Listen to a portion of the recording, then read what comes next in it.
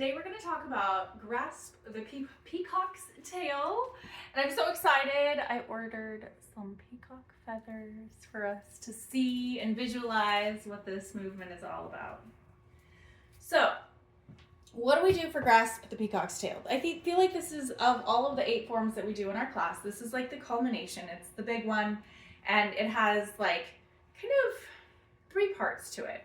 So we start by brushing our hands across these feathers. So, you know, when a peacock spreads out his tail, it makes kind of a fan, right? But I think the motion of this form is actually more like when the peacock's at rest. And when those feathers are just, you know, trailing behind and all kind of joined together, okay? So we're going to reach to the diagonal and we'll grab on to the base of this peacock's body, where the feathers begin, where they're all attached. And then we sweep our hands down those feathers, like we're sweeping off some snow or sweeping off a little bit of a leaf that got on the tail or something. So we're just kind of like cleaning it off, right? That's what the motion is like. Okay. So we imagine this peacock is on the ground in front of us. We reach down into the diagonal. We grab onto the base of the feathers where they're all joined together, and then we sweep both hands back as we sit back on the other leg. All right. So that's the basic idea. I just wanted to have a visual with these feathers. I think it's so fun. Okay.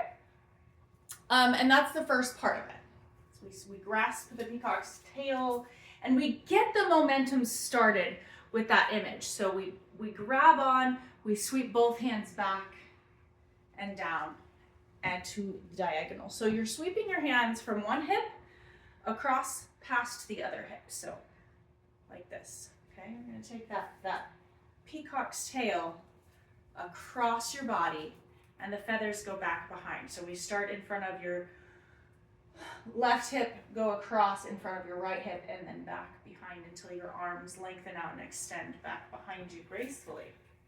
Does that make sense? Okay, so in order to show you the movement, I can't be holding the feathers at the same time, which is kind of ironic, but anyway.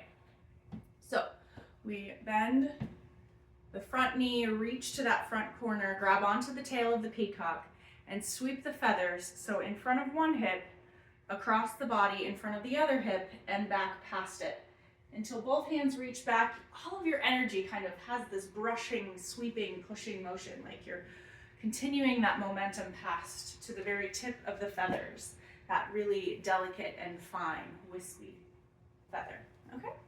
So that's the first part. You start with your front leg bent, reaching to that corner. You shift your weight as you reach to the other hip and sweep the hands back. That's the first movement, grasp the peacock's tail.